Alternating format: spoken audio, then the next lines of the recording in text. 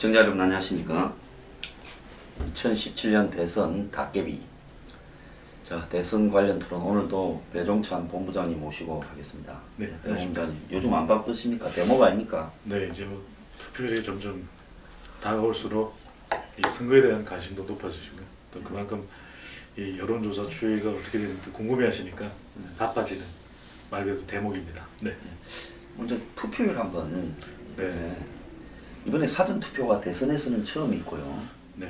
그 다음에 투표 시간이 저녁 8시까지입니까? 그렇습니다. 그럼 두 가지 요인이 투표율이 높아질 수 작동이 있거든요. 되죠. 한 번은 이때까지는 6시인데 네. 2시간을 더 한다면 굉장히 투표율이 늘어날 수 있는 소지가 있고, 네. 그 다음에 이제 다른 하나는 사전 투표를 며칠부터 더 합니까? 사전 투표는 5월 4일과 5일이 사전 투표를 하게 됩니다. 아, 이틀만 합니까? 네, 그렇습니다. 이틀 동안 이제 사전 투표를 실시하게 되고요. 그래서 투표일로부터 며칠 전에는 이제 사전 투표를 해야 된다. 이것이 선거법으로 되어 있거든요. 그리고 이달 말에는 이 재외동포, 이 해외 거주자, 해외에 거주하고는 이 재외동포 이제 선거권이 있어야 되죠. 이분들부터 가장 먼저 이제 투표를 하게 되거든요. 그러니까 누구에게 투표했는지는 전혀 알 수가 없지만 사실상 본격적인 이 투표는 이달 말부터 또 시작된다는 것. 그것도 하나의 이번 선거판의 변수가 될 것으로 보여집니다. 과거에는 이제 이 대통령 선거, 이 재외 동포들의 참여가 지난 대선부터 이루어졌었는데 그렇게 높지는 않았었습니다. 그런 이유 중에 하나가 투표소가 별로 없었다. 네, 그런 것도 있고 이제 좀 등록을 할 때 상당히 또 번거로움들도 있거든요. 그러다 보니까 정작 이 등록을 해놓고 나중에 투표를 하는 경우에 뭐 불참률이 상당히 높았는데 이번의 경우에는 한 번만 등록하면 앞으로의 모든 선거에서 특별히 자신의 정보와 관련해서 변화가 없다면, 변경이 없다면 그대로 유지가 될 수 있겠고, 또 이번 대통령 선거에 대한 관심도가 해외에서도 뭐 촛불 민심 그런 이야기 하지 않았습니까? 해외에도 또 여러 가지 그런 탄핵과 관련된 이 재외 동포들의 입장도 있었기 때문에 이 무엇보다도 이 관심도가 높은데, 이 주목할 만한 부분이 이 이전의 경우에 주로 우리가 재외 동포 그러면은 미국을 생각을 많이 하거든요. 미국을 생각해서 뭐 예전에 뭐 낯성에 가면 뭐 그런 이야기가 나오듯이 낯성 LA입니다. LA입니다. LA 로스앤젤레스. 네. 그랬는데 이번 재외 동포 선거 등록의 경우에는 중국의 상당수가 또 등록을 했다고 합니다. 그래서 이 중국 재외 동포가 이번 대통령 선거에 등록한 것이 과연 사드라고 하는 중국과 한국의 아주 민감한 또 이슈가 있지 않습니까?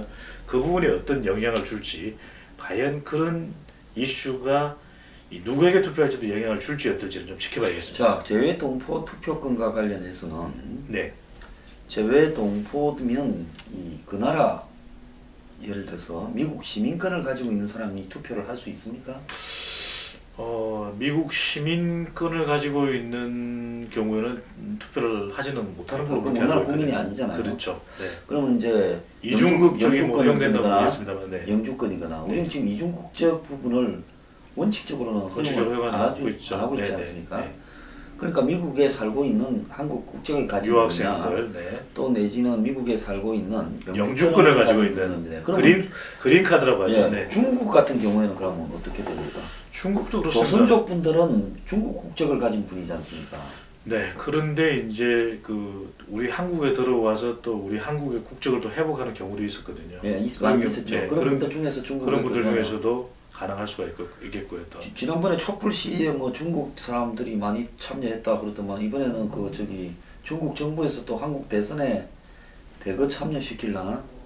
글쎄요. 근데 이제 상대적으로 많다라는 것이지, 또 우리가 절대적인 영향력을 보면은 대한민국에 지금 현재 거주하고 있는, 국내 거주하고 있는 유권자들에 비하면은 뭐 그 숫자는 아주 절대적이지는 않거든요. 하지만 이제 그 표심이 가지고 있는 상징성, 과연 재외 동포들의 표심은 누구에게로 향하는가, 이 부분도 투표, 개표 결과가 나오고 나면 상당히 또 흥미롭게 지켜볼 대목으로 보여집니다.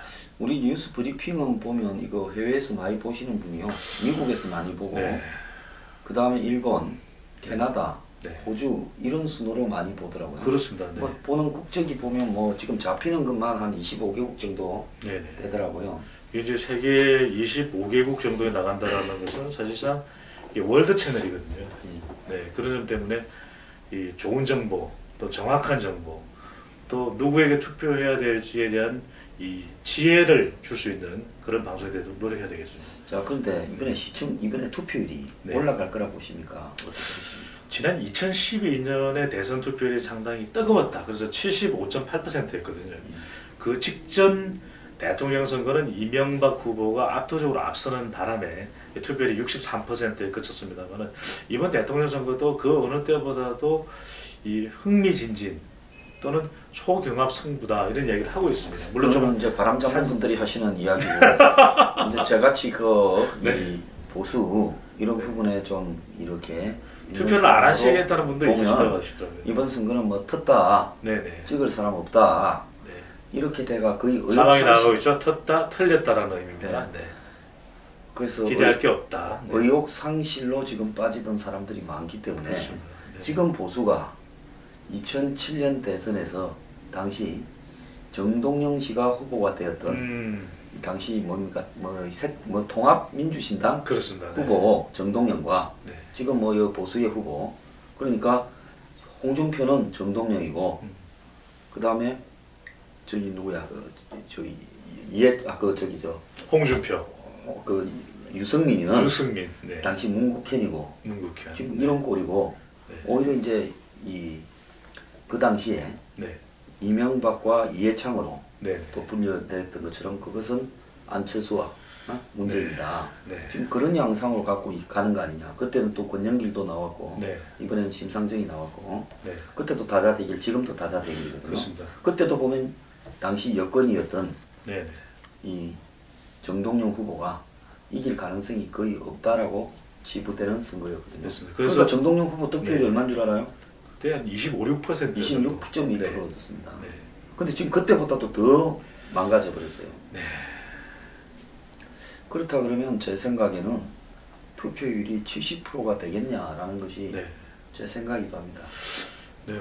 소장님 말씀대로 투표율이 상당히 우려스러운 그런 또 기운이 감지되기도 한데 또 한편으로는 그만큼 또 지금 투표를 독려를 하고 있고 또 오자 대결 구도에서 글쎄요 이제 이 문 후보가 안 후보와 경합을 어느 정도 펼쳐주느냐 또는 홍 후보의 약진은 어느 정도 되느냐 예. 또 이 뭐 유심남매라는 이야기까지 나오고 있는데 유승민 이 신분리 심상정 예. 그래서 이 두 후보들이 또 토론회에서도 상당히 관심을 모으고 있거든요.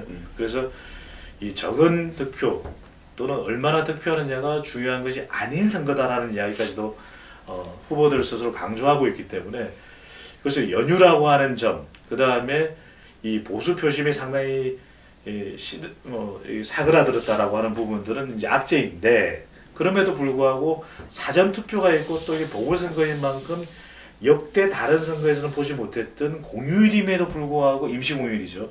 이 8시까지 투표가 진행되거든요. 그래서 적어도 한 70%는 넘지 않겠느냐. 앞에 이제 열흘간의 연휴가 있고 연휴 마지막 날 투표일이 되어버리지 않습니까? 그렇습니다. 뭐 물론 그간에 일하는 분들도 훨씬 많을 거고 좋은 네. 직장이 주로 놀지 뭐 해외 여행 가고 네. 대부분의 뭐 서민들은 놀지도 제대로 못할 겁니다. 하루 일했다 하루 놀았다 뭐 이렇게 하시는 분들이 많을 것 같고요. 근데 제가 참 이 한국이 투표를 좀 우리는 KBS도 아니고 종편도 아닙니다. 네. 좀 뺐다가게 세상을 바라보는 그런 방송인데요. 삐딱 편입니다. 네. 인증샷을 한다든지 투표를 강요하는 이 풍토도 문제가 있는 거 아니냐. 기분 네. 나쁘면 투표를 안 하는 것도 네. 국민의 선택 아닙니까? 참여해서 세상이 바뀐다고. 네. 그래서 5.8%가 참여해보니 세상이 바뀌었습니까? 죽으라고 추운 데 가서 찍어줬던 그때 네. 투표하러 갔을 때 기억나는데 너무 노인분들이 추웠습니다. 말입니다. 휠체어 타고도 와가 네. 투표소에 곳곳에 계단에 업고 가고 하는 네. 그리 열심히 투표해가지고 쓰러졌다 다시 일어나서 투표하라고 그랬어요. 네, 그랬는데 그 결과가 그렇게 투표해서 나라 꼴이 1위 됐는데 네. 지금 또 열심히 투표하면 나라 꼴이 좋아진다는 보장이 있습니까? 그래도 좀 기대를 해야 되지 않겠습니까? 소장. 그래도 우리 소장님의 이 방송을 보는 분들을 위해서 투표하지 마십시오 할 수는 없어요. 아니 저는 기분 나쁘면 네. 투표하지 마십시오. 진짜 네. 이 투표라는 게 죽으라고 투표해서 뭐 투표 인정시하다고 뭐 제가 제일 싫어하는 사람이 누구냐? 연예인들 투표 가가지고 투표했다고 인증샷. 인증샷. 네. 아니 지 투표하면 되지. 네. 투표 그거 뭐 하나 안 한다고 잡아가는 것도 아니고 벌금 무는 것도 아닌데 네. 그걸 마치 투표를 강요하는 듯한 사회적 분위기를 조성하는 것이 네. 그것도 좀 내가 좀 빼딱해지는가 기분이 살짝 나쁘더라고요. 그래도 소장님께서는 또 이렇게 인증샷을 또 보십니다. 연예인이기 때문에 보시기는 합니다. 네, 그래서 아니 근데 요즘 그 뭐 아까 신벌리? 신불리. 내가 요즘 빼딱해져 갖고 이야기를 네, 하는데 네. 이 뭐 좀 보면 연예인들이 무슨 뭐 윤벌리 해서면서 벌리를 붙이는데 그 뭘 벌리라는 겁니까? 그게 이제 러블리하다. 아, 좀 러블리해. 친근감이 가다. 그래서 이 유명인이죠. 이 일본에서 활동했던 이 유도 스타 추성훈의 딸이 이제 추사랑이거든요. 그래서 뭐 슈퍼맨이 나타났다 뭐 해가지고 이제 아빠들이 저는 육아를 추사랑이 하고. 엄마만 알아봐요. 신호. 네, 신호. 그건 장신호 때문에. 네. 신호 장시호. 네. 그래서 이제 그것 때문에 이제 그 추사랑이 너무 이쁜 행동을 많이 하니까 가리켜서 추벌리다 이런 이야기가 나왔어요. 그래서 뭐 어떤 분들은 저를 볼 때 배벌리가 아니냐 뭐 이렇게 또 얘기를 하시는데 아 우리 저기 항불리까지는 안 가겠습니다, 소장님. 저는 뭐 불리해 벌리라고 하지 말고 황불리. 네. 네네. 벌리가 아니고 네. 벌리. 불리해지시는 것을 감수하시면서도 할 말은 하는 황불리 소장님 되시겠습니다. 제가 하는 일 중에 유리해진 게 별로 없어요. 네. 자, 그건 그렇고 그래서 투표율이 네. 지금 뭐 결과에 영향을 미치겠는가 별로 그럴 것 같지도 않아요. 이번에 왜냐면 네. 죽으라고 투표해서 누구를 밀어서 당선시키고자 하는 네. 그런 의지가 좀 약화된 선거고 지난번하고 보면 왜? 선생님 근데 조금은 다릅니다. 왜냐하면 지난번 대통령 선거의 경우에는 주로 5, 60대 이상의 투표율이 아주 이 적극적이었다면 이번 대통령 선거는 또 이 탄핵에 대한 여파 때문에 20대, 30대, 40대의 투표율이 또 상당히 적극적으로 이렇게 여론조사에 나타나고 있거든요. 그동안에 그게 네. 저기 여론조사는 보면 항상 90%좀 투표한대요. 투표 네. 의향을 물으면 그렇죠. 투표 의향 물어갖고 투표율이 얼마쯤 될 것 같냐면 항상 90% 이상쯤 될 것 같다. 네네. 그걸 물으면 또 의식 있는 시민인 척하면서 네. 투표하겠습니다. 참여해서 세상을 네. 바꿔야지요. 하고는 투표하는 날 딴짓하다가 네. 투표 안 했네 이래 되죠. 그렇죠.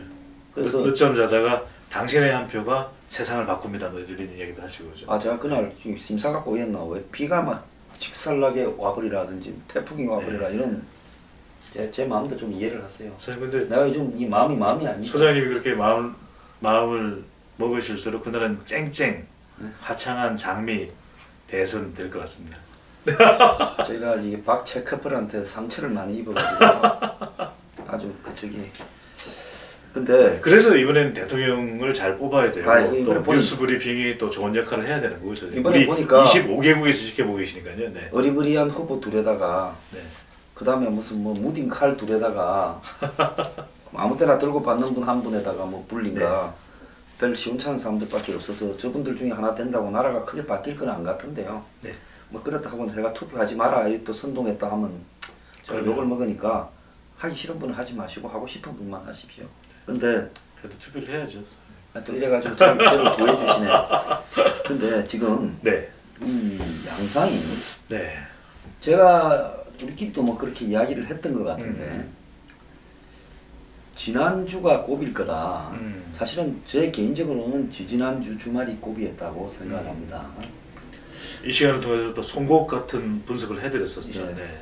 그래서 그 왜 고비냐? 이번에 지금 사실상 이 전체적인 여론에 의한 추이로 보면 일부 또 사람들은 여론조사 믿냐 안 믿냐 하는데 여론조사 자체의 숫자에 대한 정확성을 믿는 건 아니지만 추세.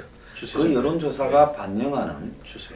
여러 여론조사가 비슷한 결과가 나올 때는 대충 누가 앞서 있고 누가 얼마만큼 뒤쳐져 있겠는가 네. 그걸 여러 여론조사를 보고 비슷한 평균을 내면 그건 통계학적으로 어느 정도 유의미 하다라는 겁니다. 그게 영 엉터리 같으면 그런 것들을 방송사나 누가 돈을 주면서 발표했다가 욕먹을 일을 하지 않겠죠. 네.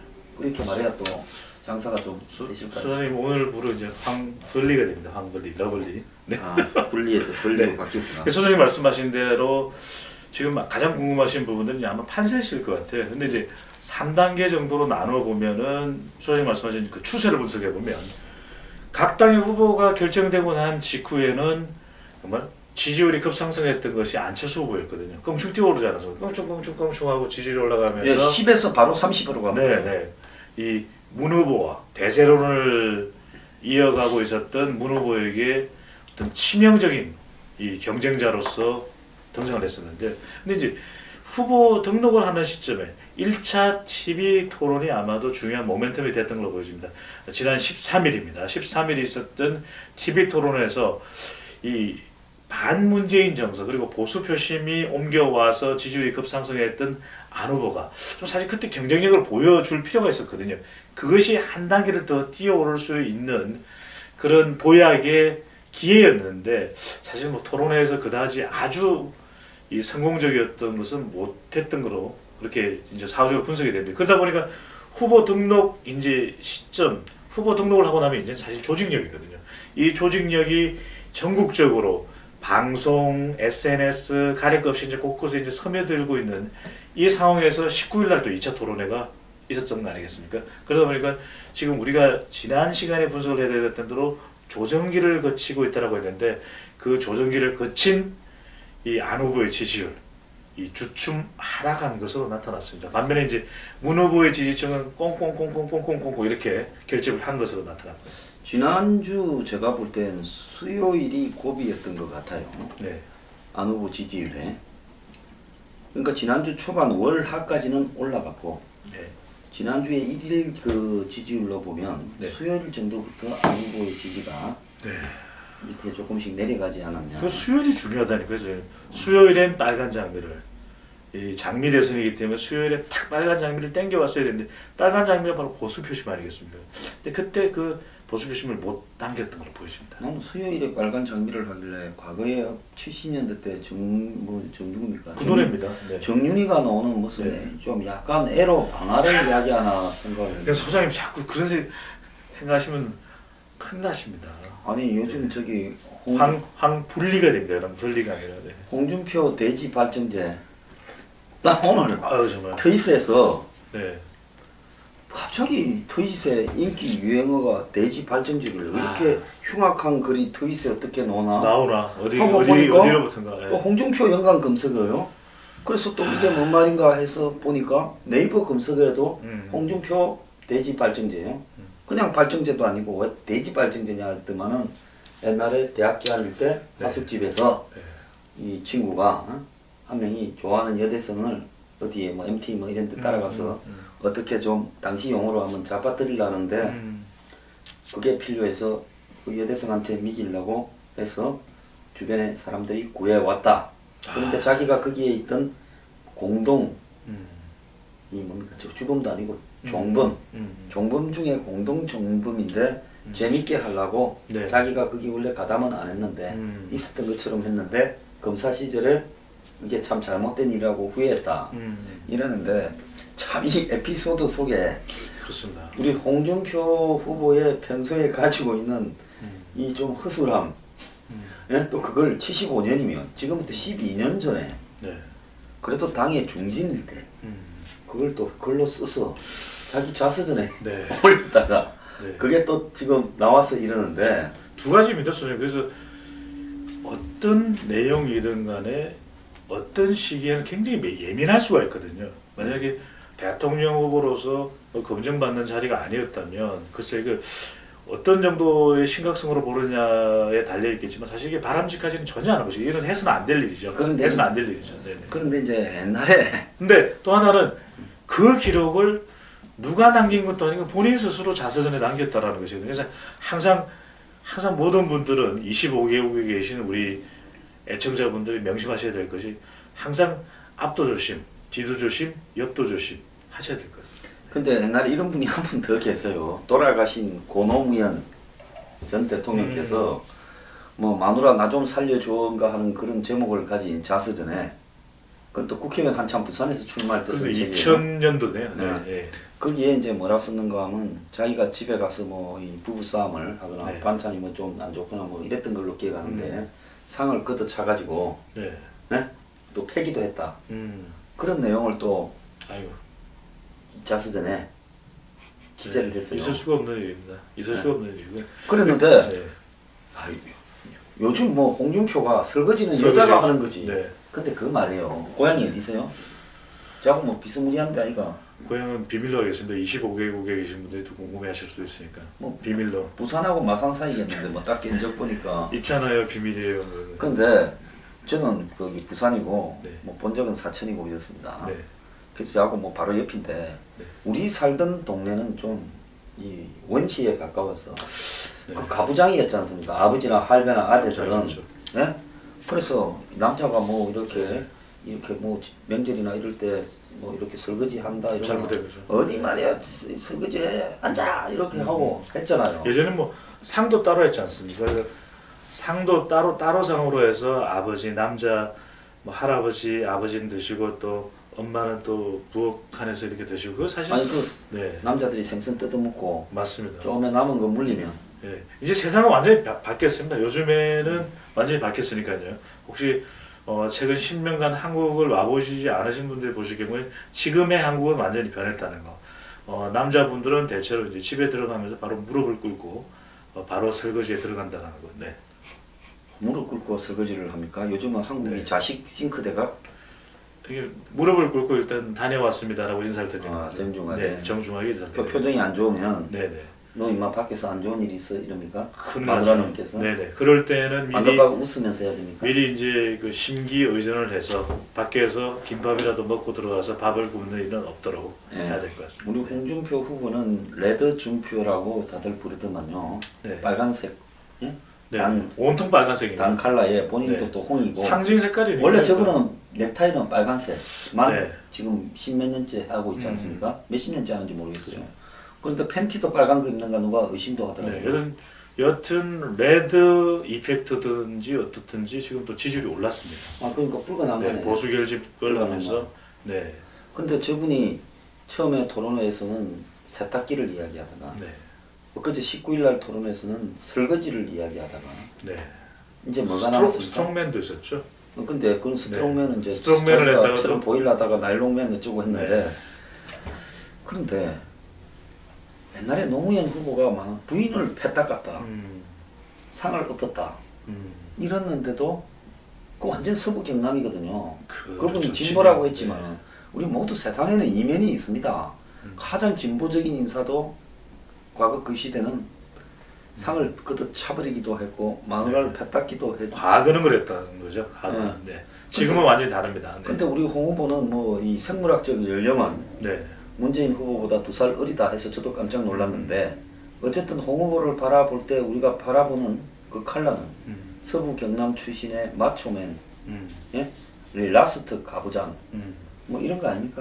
그래서 이 홍 후보의 지지율을 분석을 해보면은 아주 최근이죠. 아주 최근 이제 지지율이 상승하는 그런 추세를 보여주고 있습니다만 후보로 결정되고 난 직후에 왜 전통적인 보수 유권자들이 이 홍 후보 쪽으로 지지하지 않았냐면 뭐 물론 이제 반문재인 정서도 있겠습니다만은 상당히 독특한 현상이 나타났습니다.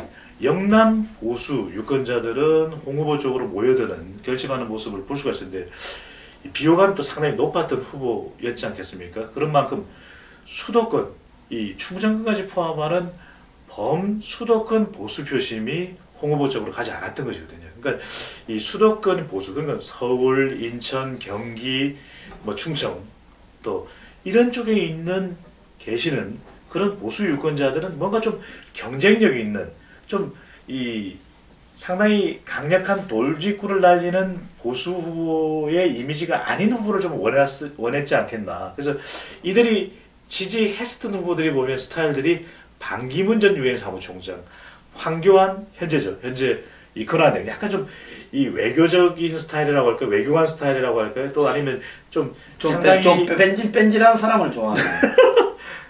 상당히 좀 이 정돈돼 있는 그런 이 보수 인사에 대한 선호도가 상당히 강했던 것 같거든요. 근데 그래서 지금은 이제는 이 홍준표 후보의 메시지가 또 강력하게 전달되어 가고 있기 때문에 이 앞으로 남아 있는 홍 후보의 과제는 그래서 물론 뭐 넥타이를 빨간색을 매든 또 어떤 걸 빨간색으로 하든 뭐 그것도 이제 효과가 있긴 하겠지만 더 중요한 것은 지금까지는 돌직구 메시지였는데 또 한편으로는 안보와 관련해서는 굉장히 거칠게 문 후보를 밀어붙이지 않았습니까? 그런 부분들에 대해서는 또 이 색깔을 달리해서 너무 지나친 이런 설거지 표현에 대해서는 수도권 보수 표심이 이 공감을 못했겠지만 안보와 관련해서 홍 후보가 밀어붙이는 이런 스타일은 또 수도권 보수 표심도 움직였을 가능성이 있거든요.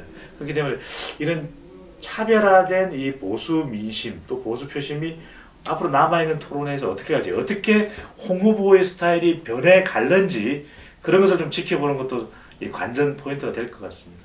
저는 그래서 홍준표 대지 발전제 이런 말이 있길래 무슨 홍 후보가 TV 토론할 때 좀 흥분을 하려고 발전제를 드시고 하셨나 이런 생각을 했어요. 네. 근데 내용은 그게 전혀 아니고, 그런데 그 친구한테 사준 발전제가 네. 홍 후보가 구해다 준 건 아닌 거고, 그렇죠.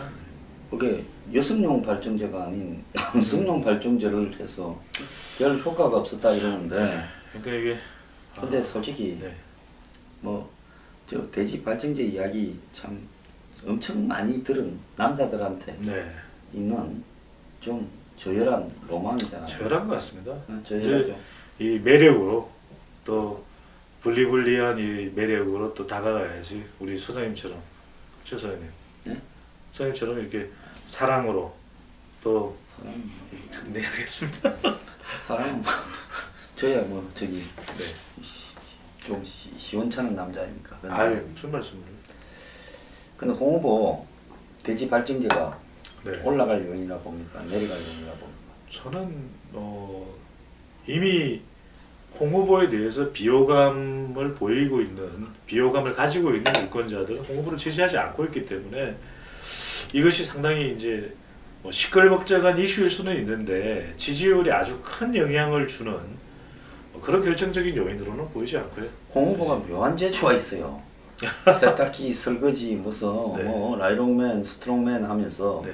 검색어 상단을 그럼요. 그 이번에는 이제 돼지 발전제까지 등장했어. 소장님 제가 검색어 상단을 재밌는 말씀을 드리면은 이게 일종의 이 트럼프적인 접근 방식입니다. 트럼프가 이 SNS, 구글 트렌드로 분석을 했을 때는 상당히 많이 인터넷 온라인상에서 트럼프가 이 해자되고 또 올랐거든요. 요즘 그러다 같은 보니까 빅데이터 분석으로 네, 가면 그러니까 빅데이터 분석을 해보면 힐러리보다는 트럼프가 훨씬 시끄럽고 그렇죠. 조회수가 많았지요. 네. 그러다 보니까 그것이 구글 트렌드는 이미 몇 개월 전에 미국의 다음 대통령은 트럼프다라는 이야기를 했던 것이, 일단 미국의 경우에도 이 주목을 받아야, 주목을 받고 해서야 대통령으로서의 어떤 사람들의 관심도도 높아질 수밖에 없는 것인데, 이 홍준표, 우리는 당연히 알 것 같다고 생각하지만 또 꼭 그렇지만은 않거든요. 젊은 세대들, 젊지만 보수적인 성향이 강한 그런 유권자들 중에는 이 홍 후보와 관련된 이야기가 많이 인터넷에 올라오면 올라올수록 구글 트렌드를 보더라도 상당히 비중이 높게 자리 잡고 있거든요.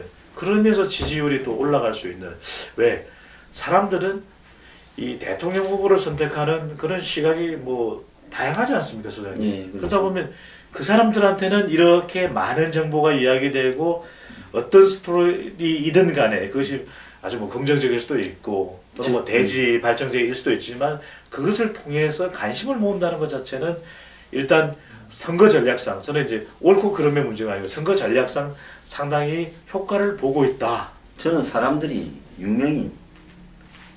유명인에 대해서 굉장히 좀 유명인의 아주 원색적인 어떤 단어와의 결합은 엄청난 조회수를 갖다 유발할 수 있는데, 요즘 홍준표 후보가 지난번에 그 19일 날 토론이 홍 후보가 없었더라면 정말 지겨울 뻔했는데 홍 후보 때문에 2시간이 눈 깜빡할 사이에 흘러갔다. 그럼요. 정말 개그 콘서트보다도 더 재밌었다. 음. 이렇게 말을 하는 분도 있어요. 또 있습니다. 사이다 같은 맛도 있었고. 네. 그러면 이번에 홍준표와 돼지 발전제 이 결합은 그야말로 황금의 시너지 결합이다. 소장님 말씀대로 그리고 홍 후보한테는 트럼프처럼 많은 사람들이 홍 후보가 반듯하다. 뭐 홍 후보한테 도덕적이고 홍 후보가 부도덕하다는 것도 아닙니다. 자우가 뭐 양심적이고 홍 후보가 불량심하다는 것도 아니고. 그렇죠. 네. 홍 후보가 말을 오늘 소장님 너무 조심하시는 거 아니, 아닙니까? 홍 후보에게만큼은 조심하고 계신 것 같아요. 아니 느낌이. 저기 저 뭐 하자는 게 아니지. 네네. 그렇지 혹시 않다고 뭐 한 건 아니에요. 연락 받으신 거 아니에요? 아니 연락은 개뿔. 그렇지 왜 이렇게 끝이나 받으신 거 아니에요? 예? 아니, 뭐 내가 연락 왔는데 뭐 저는 어차피 갈 데도 없는 사람인데 근데 네. 사무실로 오셔야죠. 어쨌거나 홍 후보 측은 네. 이미 사람들한테 기대 수준이 많이 낮아져 있어요. 그렇습니다. 네. 이 말 하려는데 내가 줄 선 겁니까? 아니죠. 기대 수준이 아니죠. 많이 네. 낮았다. 그러니까 기대 수준이 많이 낮아져 있기 때문에 트럼프가 기대 수준이 많이 낮았어.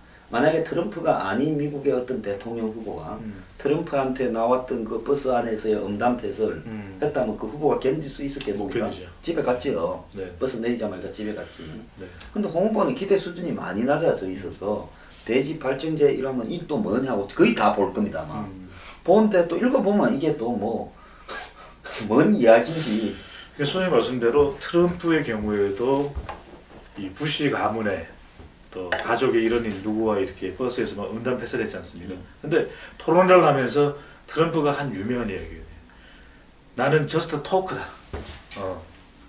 이 우리 또 호주 뭐 영국 미국에서 보시는 분들 계세요. 저스트 토크다 이렇게 했는데 당신 남편은 힐러리 클린턴을 향해서 당신 남편은 액션을 하지 않았냐. 나는 이렇게 주둥이로 떠들었을 뿐이고 너 남편은 액션이다. 지행 합의를 한 거 아니냐. 네네. 그러면서 오히려 트럼프를 지지하는 사람들한테는 그런 메시지가 또 전달이 되는 것이거든요. 그래서 지금 우리가 선거를 바라볼 때 유권자들이 후보자들을 선택하는 데서 정말 눈여겨보셔야 될 부분들이 그냥 강한 자극에 우리가 반응하고 있는 것인가, 아니면 한편으로는 토론회를 보면 1차 토론 지난 13일입니다. 가장 호평받았던 후보 중에 한 명이 토론만으로는 유승민 후보거든요. 근데 유승민 후보는 실질적으로 그 뒤에 많이 또 화제 인물로 떠오르지는 않고 있거든요, 솔직히. 이번에 2차에서도 뭐 괜찮았는데 별로 화제로 못 떠오르고 있어요. 그러니까 유승민 지지율로 후보의 이 대중에 접근하는 전략이 지나치게 아카데믹하게 가는 거 아닙니까? 어떻게 하는 게 좋을까요? 좀 저기 범생이로 딱 보이잖아요. 집안도 금수저고. 그럼 유승민 후보가 홍준표 후보처럼 유승민 대지 발전제, 유승민 세탁기 이렇게 가야 뭔가 잘 연결되지는 않는데. 아니 유승민 후보는 자신이 가지고 네. 있는 이 학구파 무슨 네. 한국 KDI 연구원 딱 그 선임 연구원 네. 뭐 조금 이제 지금쯤 되면 KDI 뭐 원장 딱 이런 이미지예요. 이미지가 있죠. 그러니까 유승민 뭐 후보는 일반인으로서는 아주 좋은 이미지인데. 예, 유승민 좋은 후보는 이미지인데. 이 대통령은요 친근감이 있어야 맞습니다. 되거든. 어쨌든 정서적인 네. 공부 잘하는 1등을 국민들이 좋아합니까? 그렇습니다. 학교 다닐 때 보면 뒤에서 뭐 호박씨도 까고 또 거기 깜장에서 후배 친구들 데리고 영화도 몰래 보러 가고 19번 화장실에서 담배도 좀 피고 피고 얻어 맞고 이런 사람이 호감이 네. 가지요. 교련 선생님께 한 대 맞고 이렇게. 예, 그다음에 밀리고 나면 내처럼 한 모의관적으로 그렇죠. 머리를 한 달쯤 안 깎고 다니고 뭐 이래야 그때 돼. 선생님이 부산의 라스트 모이칸이었다는 이야기도 네. 들려오곤 하는데 그러니까요. 조금 이렇게 나쁜 남자, 이 차도남 스타일이 있어야 또 까도남 스타일이 있어야 이 사람들 좋아하거든요. 유권자들. 유승민 후보는 딱 그 저기 드라마에 나오는 네. 이 조영급 실장님. 네. 네? 갑자기 주연급 실장님으로 해주실 때. 주영급 실장이면 좀 더 또 섹시해야 되니까. 그러니까. 네. 그래서 유승민 후보가 홍준표 후보한테 나오는 최근에 이런 구설들을 본인 앞으로 좀 갖고 가야 좀 뜰 건데. 그렇습니다. 그래서 유승민 후보의 경우에는 개인 경쟁력으로 보면 아주 경쟁력도 있고 능력도 있고, 그래서 이제 그 성과, 본인의 능력으로서 무엇인가가 만들어진 그런 업적, 이런 것들을 보여준다면 유 후보의 경우에는 보다 더 유권자에게 다가갈 수 있는데, 저는 그런 것도 하나 있고, 또 하나는 여전히 유승민 후보를 생각하면 박근혜 전 대통령을 생각하지 않을 수가 없거든요. 자연스럽게. 그러다 보니까 그런 좀 이 본인이 불가피하게 받는 또 피해도 있는 것 같습니다. 그런 이미지가 좀 시간이 지나서 또 그것이 이 좀 씻어 나가면, 씻겨져 나가면 또 유승민 후보가 가지고 있는 경쟁력도 있거든요, 선생님. 그 유승민 후보가 그러려면 로고송을 뭘로 해야 되는 줄 알아요? 로고성이 또 문제였군요, 선생님. 배신자. 네. 이 또렷도 있잖아요. 네. 배신자여 배신자여 그걸 하면 안 되죠. 사랑의 배신자여 딱 이렇게 네. 예? 얄밉게 떠난 사람. 배신자는 저희 고향에 계신 고모님의 이름이 배신자인데. 옛날에 제가 농림부 있을 때 비서하던 분도 이름이 비슷했어요. 근데 네. 이게 내 네, 유승민 네. 후보한테 필요한 거라. 네. 로고성을 배신자를 딱 해가 음. 세게 틀어 제끼면서 음. 유승민 후보가 청바지 딱 입고 춤을 추는 배신자에 맞게 음. 가발의 춤을. 네. 그러면 유승민 후보가 가지고 있는 아카데믹한 부분이 굉장히 희석되고요. 음. 스스로를 배신자라고 칭하면서 자기 뭐라고 합니까? 그거 요즘 셀프 뭐라고 그러는 전부 거? 그러다가 셀프 디스를 하는 거야. 정치 생명이 끝나면 어떡합니까? 아니지. 유승민 후보가 지금 문재인 후보와 1, 네. 2%를 다툰다면 예? 대한민국 이래야 되는데 그게 아니라 지금 완전히 상식을 초월하는 선거운동. 요즘 신벌리한테 밀려가지고 네. 5등으로 가 떨어지고 있는데 좀. 이렇다면 이 로고도 딱 배신자를 틀어갖고 가면 모든 언론이 네. 유승민 후보의 로고성이 배신자를 갖고 또 종편에서 하루 종일 떠들 거 아니야. 저희 배신자는 이 정도 하고 넘어야 될 것 같습니다. 왠지 또 25개국에 계신 분들이. 자, 2부로 넘어가겠습니다. 네.